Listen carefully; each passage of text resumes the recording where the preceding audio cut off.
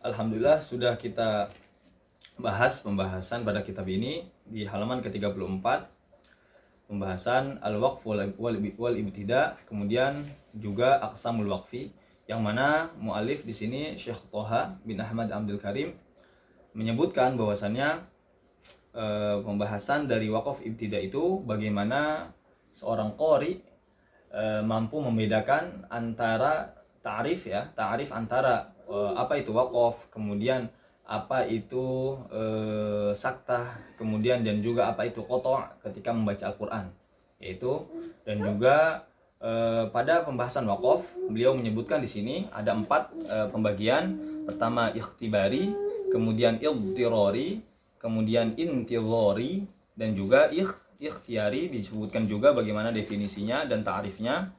Nah, kemudian yang lebih dirincikan lagi pembahasan pada wakaf ini, beliau hanya membahas wakaf ikhtiyari saja. Yaitu ada pembahasannya ada 4, pembagian ada 4, yang sebagaimana di matan Al-Jazari ya, di matan Muqaddimah itu beliau sebutkan di sini at-tam, wakaf tam, kemudian wakaf kafi, kemudian wakaf hasan, dan wakaf qabih. Di pembahasan wakaf qabih, beliau memberikan definisi ada akbahul qubh ya, akbahul qubhi. Ya, kata beliau di sini apa?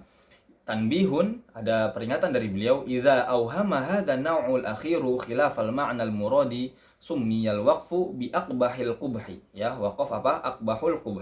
Yaitu yang waqaf yang sangat kurang pantas sekali, maksud beliau seperti itu. Ada waqaf qabi, waqaf yang dari definisi bahasanya kan kurang bagus ya, atau tidak baik lah, atau buruk ya, tapi tidak pas kalau dikatakan wakaf buruk ya.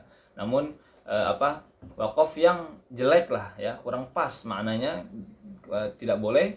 Itu ada yang lebih dari itu, yaitu akbahul qubh menurut beliau. Misalkan kita wakaf pada kata innallaha la yastahi. Wakaf pada situ kata beliau akbahul qubh. Kemudian apalagi pada wakaf pada la ilah ya, kata beliau di sini wa ala la ilah. Di sini kurang pantas sekali ya, nggak boleh wakaf pada kata itu. Wa nahwi dzalika ya, dan contoh-contoh yang lainnya.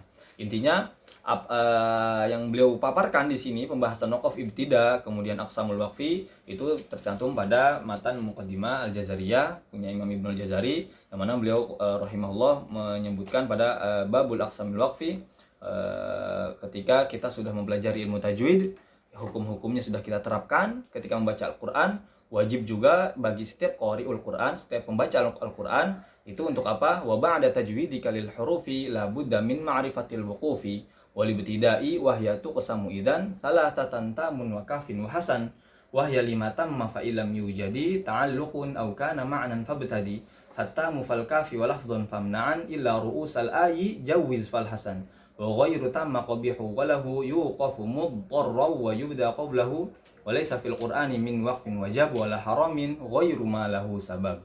Itulah yang beliau sebutkan Imam Al-Jazari pada matan Muqaddimah Al-Jazariyah di bab ibtida wal waqaf ya, waqaf wal ibtida, babul waqf wal ibtida, yaitu bagaimana seorang qari ketika sudah membaca Al-Qur'an itu dengan sesuai tajwidnya, kemudian juga hukum-hukumnya sudah diterapkan, namun yang lebih penting lagi jangan sampai lupa terkait waqaf dan ibtida, agar tidak mengubah makna dan juga yang berkaitan dengan makna sebelumnya ataupun ayat setelahnya dari segi dari segi zat ya, yaitu dari zatnya, baik itu makna ataupun lafaz. Nah, seperti itu. Nah, semoga kita sudah sampaikan, sudah kita khatamkan kitab ini, At-Taisir fi Ahkami Tajwid. Pembahasan yang terakhir ada waqaf ibtida, aqsamul waqaf. Kemudian yang paling terakhir adalah mawadhi'us saqat inda hafaz, yaitu tempat-tempat saktah pada riwayat hafaz itu apa saja, apa itu wakaf wajib, apa saja pembagiannya, dan juga wakaf jaiz. Ya, semoga kita bisa mengambil berkah dan juga manfaat dari kitab ini. Dan wabil akhir, terakhir, wabil taufiq wal hidayah, alhamdulillahirabbil alamin. Semoga kita juga bisa mengajarkan ilmu ini kepada yang lainnya, kepada keluarga kita, jamaah masjid ataupun musolah yang punya murid ngaji ya di rumahnya, dan juga kepada teman-teman kita, agar sebagaimana setiap muslim itu membaca Al-Quran itu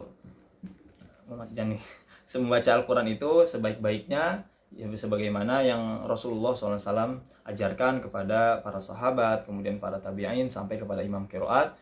Sebagaimana itulah Al-Quran turun kepada kita dan terjaga pada saat hari ini. Alhamdulillahirabbil alamin, wallahu a'lam bishawab. Terima kasih. Wassalamualaikum warahmatullahi wabarakatuh.